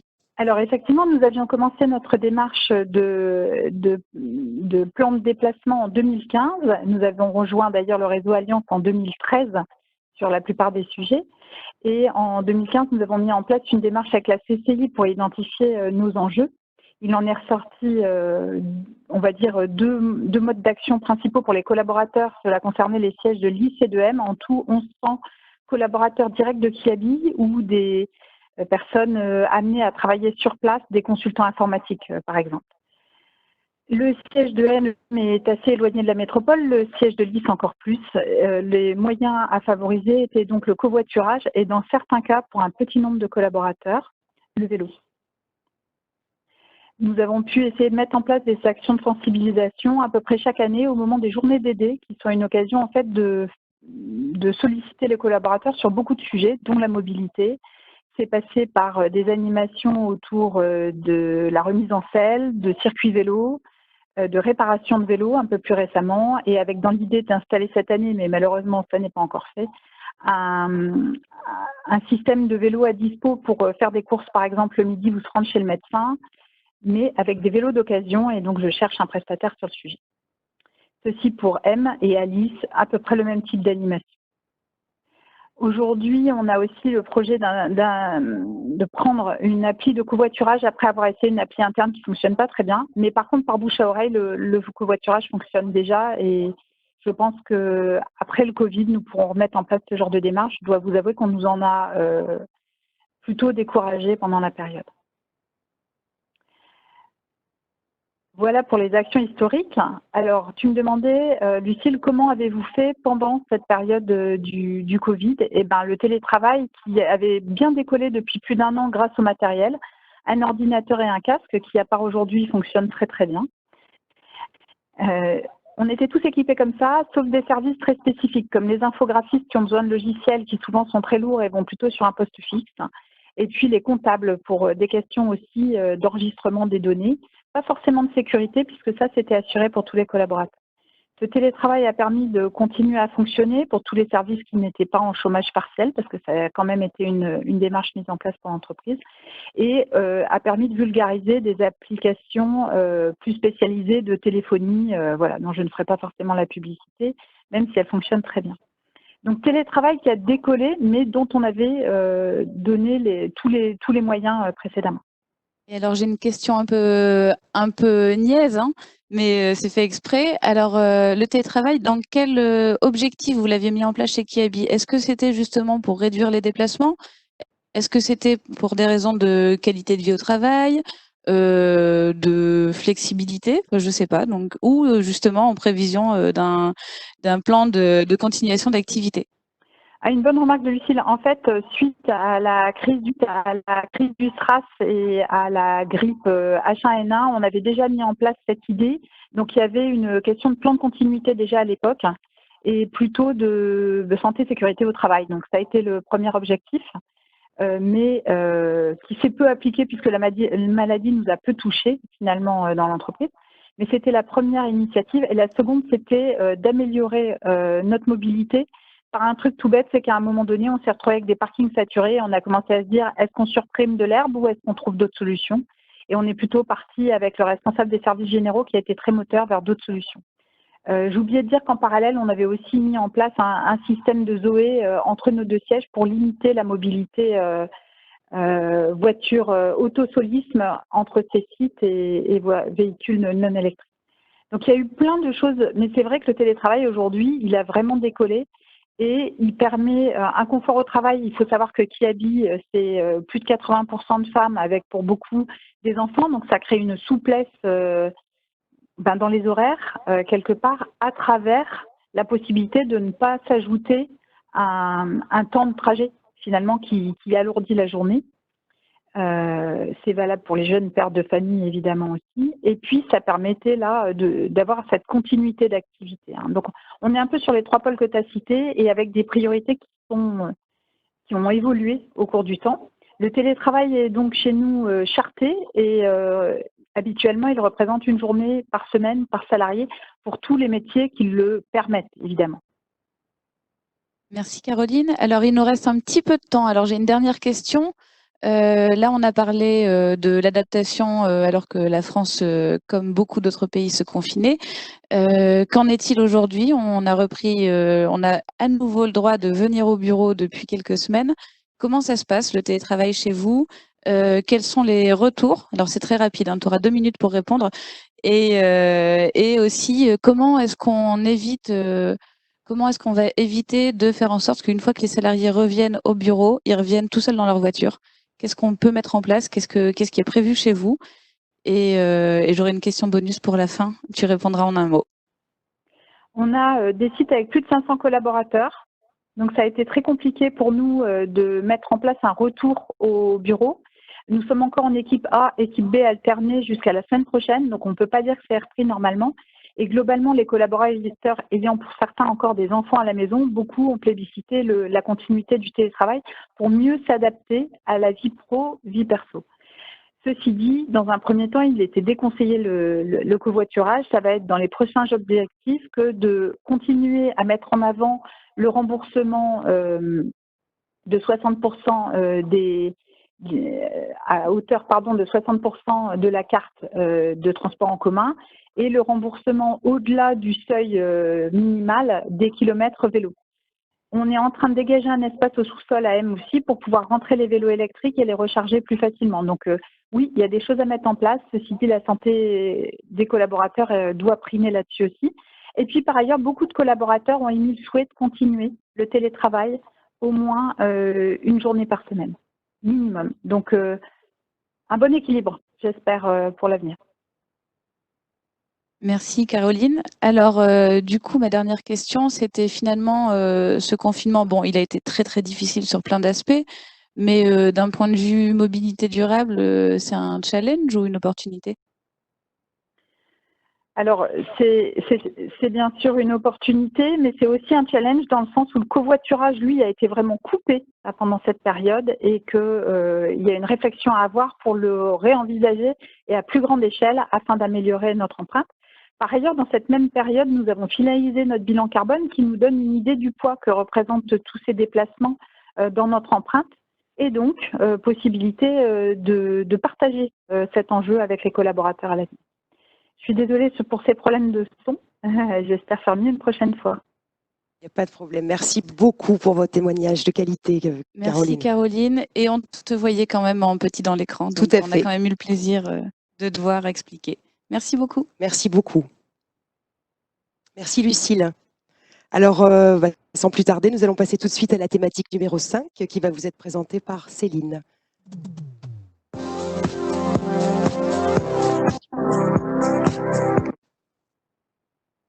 Bonjour à tous et à toutes.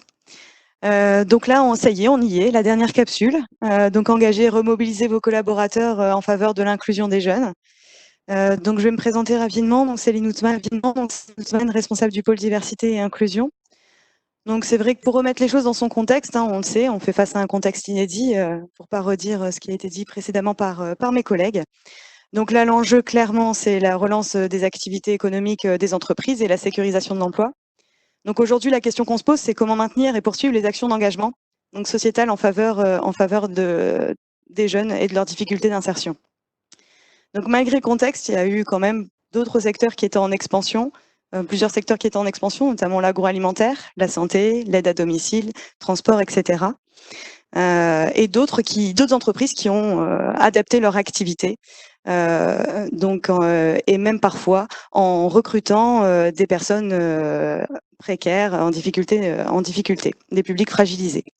Donc par exemple pour la production de masques. Donc aujourd'hui, investir du temps qui n'est pas en lien avec le business directement, c'est compliqué pour l'entreprise, mais tout ça pour vous dire que tout est interconnecté. Donc pour pouvoir favoriser justement cette relance économique. Donc l'engagement des entreprises est indispensable et aussi pour le maintien des compétences.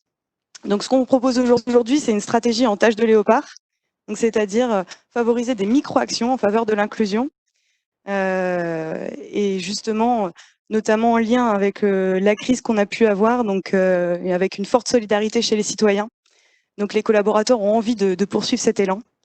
Et l'entreprise, en engageant des actions en porteuses de sens, ont pu prolonger cet élan et du coup développer la motivation des collaborateurs et leur sentiment d'appartenance à l'entreprise. Donc nous, ce qu'on propose avec Squad Emploi, donc chez Réseau Alliance, c'est une bonne pratique sociétale clé en main, donc en faveur de l'emploi et de l'inclusion donc sur le territoire. Donc c'est un projet d'entreprise du coup en faveur de l'égalité des chances. Donc on va accueillir Nadra Rouzek, donc manager chez Kiman. Donc déjà Kiman engagé depuis près de 8 ans dans cette action, et Alan Blotio, donc juriste en droit numérique. Bonjour à tous les deux.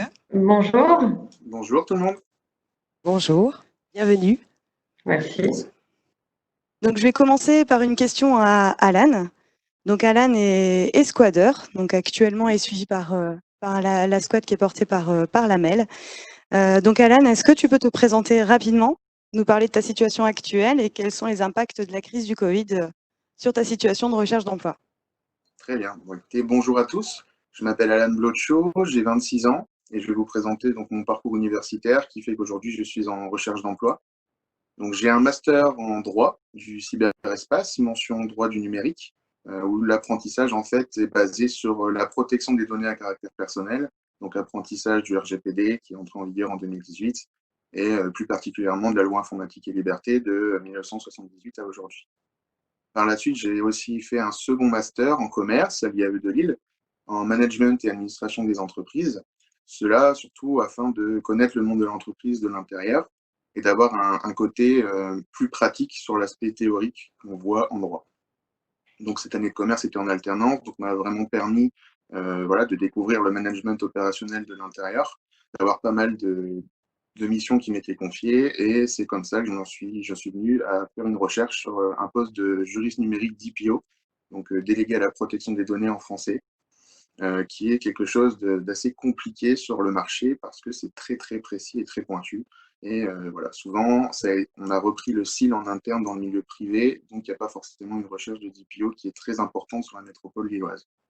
Et concernant justement donc, la crise du Covid, effectivement, moi, je ne l'ai pas vécu de l'intérieur comme vous tous au sens professionnel, mais ce que je peux vous dire de mon point de vue, c'est qu'en tout cas, effectivement, il y a eu un nombre d'offres d'emploi sur mon secteur qui a beaucoup diminué, forcément parce que la priorité des entreprises était plus dans la sécurité de leurs collaborateurs que dans la recherche d'un juriste.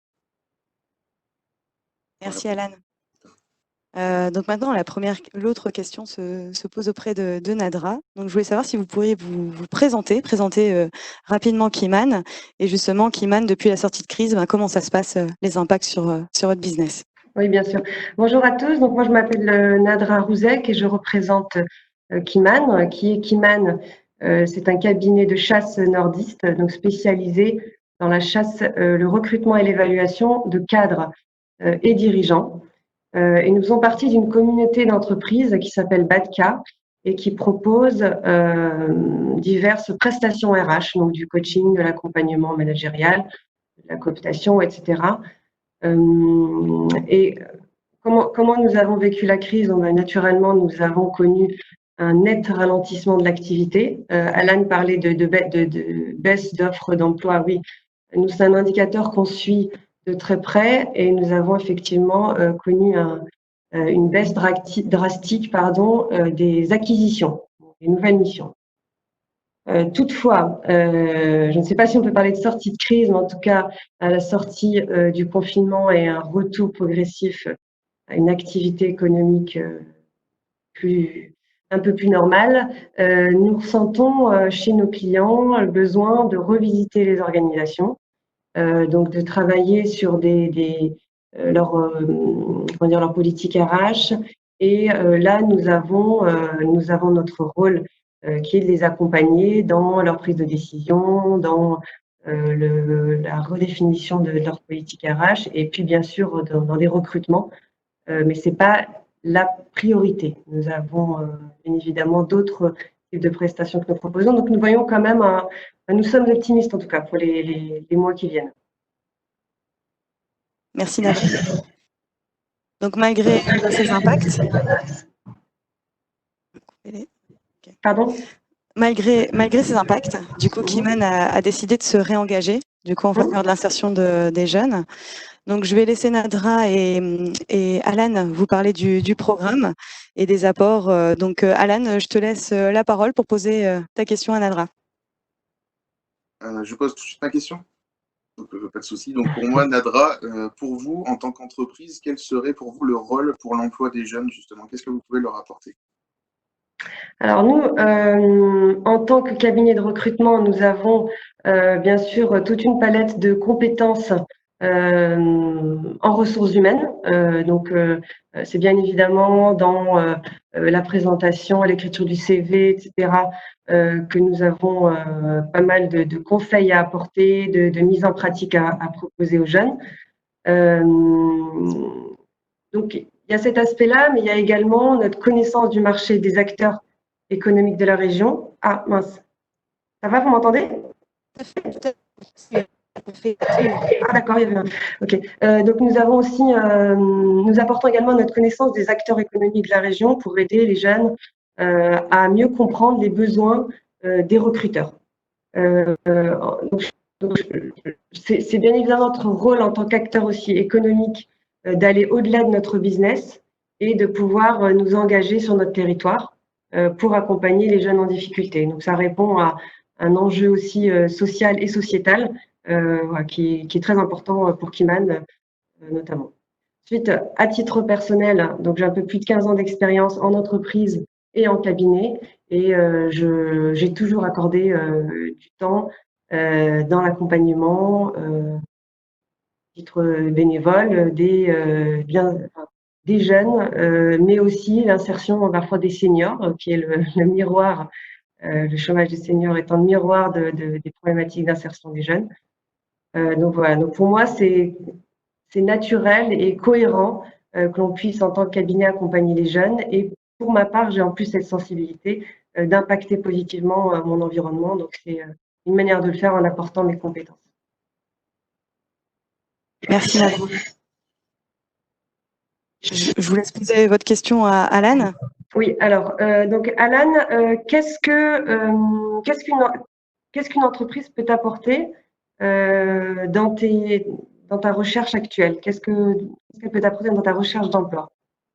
Bon, alors c'est vrai que nous, en tant que jeunes, on fait partie d'une squad où on a à peu près une dizaine de jeunes diplômés. Donc, pour la plupart d'entre nous, ça va être un des premiers entretiens pour entrer dans le monde professionnel. Donc, voilà, il peut y avoir un petit problème de confiance en soi, même de préparation, simplement. Donc, ce qu'on attend forcément tout d'abord d'une entreprise, c'est qu'elle nous donne les codes. Déjà, ce qu'il faudrait faire, ce qu'il ne faut pas faire lors d'un entretien. Qu'est-ce qu'on pourrait dire qui va nous faire sortir du lot, entre guillemets, et faire que le recruteur va plus s'intéresser à nous. D'autre part, forcément, c'est avoir un regard d'expert, un regard professionnel sur nous, avoir des conseils bien évidemment critiques mais bienveillants, avoir des retours sur notre présentation, sur notre CV, sur notre lettre de motivation. voilà, savoir si on a des tics de langage, etc. C'est vraiment tous ces retours professionnels qui vont nous permettre d'avancer et effectivement d'être prêts au moment opportun lors de notre, entre guillemets, véritable premier entretien d'embauche. Merci Alan. Alors maintenant, la question, elle s'adresse à tous les deux. Donc on voit bien que Squad Emploi répond à vos enjeux et besoins. Donc comment ça se passe concrètement pour l'un et pour l'autre, pardon. Donc je laisse Nadra d'abord répondre à la question, ensuite Alan. Alors concrètement, donc chez Kiman, on accompagne Squad en binôme. Donc nous sommes des animateurs et nous rencontrons un groupe de squadeurs 2 fois par mois. C'est un moment extrêmement convivial et très enrichissant. Pas que pour moi, mais aussi pour l'ensemble des personnes présentes. Je ressens ça en tout cas. Et nous travaillons concrètement sur les compétences, sur l'expérience, mais aussi le savoir-être et les aspirations des jeunes. Et nous, comme disait Alan, il s'agit de travailler sur le métier, sur le pitch, mais il emploie le terme confiance en soi, tics verbaux, etc. Enfin, toutes ces choses-là qu'on ne voit pas forcément quand on se prépare seul dans son coin. Et là, c'est un travail collectif avec énormément beaucoup de bienveillance et beaucoup d'informations qui aident très concrètement à travailler le pitch. Et donc, le pitch, on le travaille graduellement et au fil des semaines, il s'améliore et l'objectif, c'est qu'à la fin, les jeunes puissent être bien armés pour aller rencontrer les entreprises. Voilà. Merci. Alan ? Donc moi, d'un point de vue interne et en tant que squader, donc personnellement, j'ai intégré Squad Emploi en début d'année. Comment cela fonctionne? On est, comme le nom l'indique, on est sous forme de squad, une dizaine de jeunes diplômés en recherche d'emploi. En fait, le parcours va s'atteler en plusieurs ateliers, au nombre de 6 tout d'abord. Ces ateliers vont nous permettre justement de modeler notre projet professionnel, on arrive à se questionner nous-mêmes sur nos attentes, ce qu'on cherche et ce qu'on ne veut absolument pas dans une entreprise, afin de savoir aussi vers quels acteurs on va se tourner ensuite pour notre recherche d'emploi et nos préparations d'entretien. Donc, comment ça fonctionne en interne? C'est toutes les 2 semaines, il y a un atelier.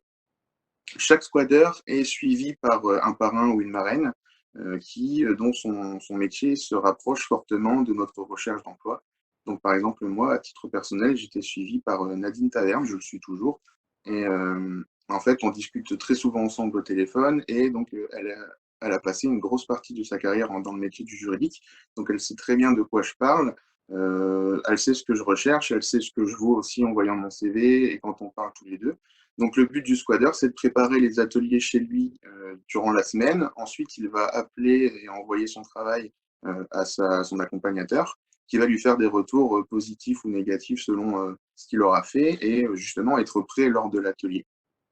Et dans cet atelier, justement, entre jeunes, on va aussi se coacher entre nous, expliquer entre jeunes et sans les accompagnateurs les pistes d'amélioration, ce qui a été, ce qui n'a pas été, justement pour qu'au fur et à mesure des différents ateliers, chacun sache parler convenablement, sache ce qu'il cherche et qu'il ait un entretien au bout du compte, pour pas dire parfait, mais en tout cas convenable par rapport à ce qui est attendu. Merci Alan. Donc je vais conclure en reprenant ce que vous avez dit, toi et Nadra. Donc d'un point de vue de l'entreprise, Squad peut répondre à différents enjeux, notamment de la réputation en s'engageant sur son territoire, de différenciation en se distinguant par cet engagement ou par ses engagements, l'anticipation, c'est-à-dire d'aller au-delà du cadre législatif et dans sa démarche RSE, l'attractivité, c'est-à-dire que l'entreprise devient attractive par rapport à son engagement et détection des talents. Motivation, donc l'entreprise permet à ses collaborateurs de s'engager autour d'un projet commun fédérateur porteur de sens, donc qui favorise la com interne sur des services qui ne communiquent pas habituellement ensemble dans le cadre du business et trouvant du sens à cette mission, donc au sein de l'entreprise. Et puis la connaissance des nouvelles générations, donc des générations YZ qui arrivent sur le marché de l'emploi, donc pour aussi changer le regard autour de mutuellement, autant jeunes vis-à-vis de l'entreprise et de l'entreprise vis-à-vis du jeune. Donc si vous êtes intéressé en tant qu'entreprise, n'hésitez pas à nous contacter. Il y a les coordonnées juste derrière. Et puis du côté d'un point de vue jeune, donc c'est retrouver confiance en soi et l'estime de soi, donc comme l'a souligné aussi Alan, grâce au regard positif et pro de l'entreprise qui accueille. Le changement de posture à travers les soft skills, on travaille ça aussi. Donc se remotiver par le goût de l'effort en travaillant, en écrivant son projet de vie, son projet professionnel, agrandir son carnet d'adresses via le réseau de Réseau Alliance. Et à la fin, la finalité, c'est de retrouver un emploi et de savoir valoriser ses compétences professionnelles. Voilà, donc Alan est toujours à la recherche d'un emploi. Donc n'hésitez pas à nous contacter si vous voulez être mis en lien avec lui pour lui donner un petit coup de pouce, des conseils ou autre, ou si jamais vous avez connaissance d'une personne recherchant un juriste en droit du numérique autour de la RGPD. Voilà, je ne sais pas si vous souhaitez ajouter des choses, Nadra et Alan, ou si tout est dit. On a encore 4 minutes, on est large. Non, moi, je voulais simplement dire que c'était une expérience, comme je le disais, très enrichissante et j'encourage les entreprises à davantage aider les jeunes à s'insérer sur le marché du travail. Voilà. Et moi, de mon côté, j'estime que Squad d'emploi, c'est très bénéfique parce que justement, en tant que chercheur d'emploi, on ne va pas rester chez nous, surtout pour moi, par exemple, parce que voilà, avoir une réponse d'une entreprise, ça peut prendre des semaines. Ensuite, l'entretien, voilà, ça peut jouer sur plusieurs mois. Et je préfère quand même être sur plusieurs mois accompagné et faire des ateliers entre jeunes plutôt que de rester chez nous. Voilà, ça peut devenir assez morose et la perte de confiance en soi arrive comme ça aussi. Donc, Squad d'emploi permet de garder une certaine activité et un bon punch pour une recherche d'emploi. Un grand merci à tous les deux, puis un grand merci à vous tous pour votre écoute et puis à votre disposition pour répondre à vos questions. Merci beaucoup. Merci beaucoup pour votre témoignage. Alan, bonne chance. Beaucoup. À bientôt, Nadra. Merci beaucoup. Merci beaucoup, Céline. Alors, du coup, on a mis la slide de Squad Emploi. Effectivement, vous pouvez retrouver les coordonnées. Je m'aperçois peut-être qu'avec le retour, c'est en tout petit. Alors, je vous donne une astuce toute bête chez Réseau Alliance. C'est toujours la même terminaison au niveau de l'adresse Internet. C'est juste la première initiale du prénom et le nom de famille. Ensuite, @réseau singulier _du6 alliance avec un s.org. Voilà, vous avez tout et bien évidemment sur notre site Internet Réseau Alliance. Voilà, on va clôturer avec grand plaisir cette première partie. Qui était, somme toute, très intéressante. J'espère que ça vous a plu. Merci beaucoup d'être restés, à tous ceux qui le sont restés jusqu'à la fin. Et on vous retrouve très vite dans un gros quart d'heure pour la deuxième partie de notre Assemblée Générale, enfin pour l'Assemblée Générale de Réseau Alliance, avec notre président Jean-Pierre Le Tartre, qui va nous ouvrir tout à l'heure. Voilà, merci beaucoup et à tout de suite.